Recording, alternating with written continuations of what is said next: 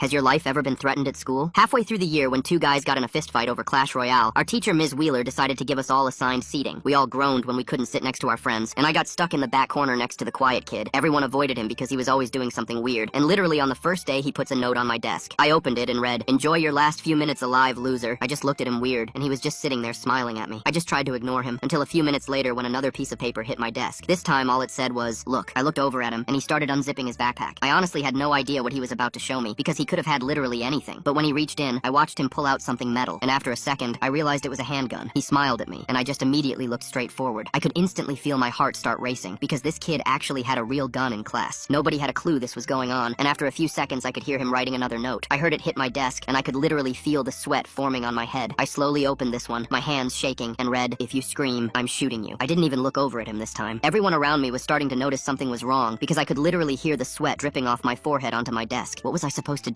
If I screamed and warned everyone, he'd for sure shoot me. But if I ran, I'd be leaving my classmates for dead. I felt like I wanted to cry, and all of a sudden I was getting looks from the people around me. I had to do something, and then it hit me. I could ask to go to the bathroom. I could just walk out calmly, get to the principal's office, and tell them to lock down the school. It wasn't a perfect plan, but it was something. I took a deep breath and raised my hand. "Ms. Wheeler, can I use the bathroom?" She barely looked up. "No, class is almost over. You can wait." Oh my god, I literally could not wait. "No, but I really have to go." I said it louder than I meant to. She finally looked at me, annoyed, but nodded. "Fine, just make it quick." I stood up, trying to keep my legs from shaking, and started walking toward the door. But just as I got halfway there, I heard his voice behind me. "Ms. Wheeler, I really have to go too. May I go as well?" My heart stopped. The teacher just shrugged and said, "Okay, make it quick." I walked out of the room, but I could hear his footsteps behind me. I started walking down the hallway, but I could see him following me. I was about to pass the bathroom and thought maybe I should just go in there. He'd follow me in and I could convince him to stop. But as I got closer, I made my decision. I passed the door and I started running. I had to make it to the principal's office, so as soon as I turned the corner, I yelled, "Gun! He has a gun! Someone help!" I kept running, kept screaming, but I could hear him running behind me. I thought I was going to die. I turned the corner again, yelling, "Help me! He's gonna shoot!" And I realized I was cornered. This was it. He was gonna come around the corner and shoot me. He rounded the corner, raising the gun at me. I was about to get shot when 4 SWAT officers came out from behind the lockers. They all grabbed him from the ground, and I just stood there shocked. They tackled him to the ground, pinned his arms behind his back, and had him in handcuffs within seconds. They knew all along that student was planning to shoot up the school, and they thanked me for leading him right to them. They told me I was a hero.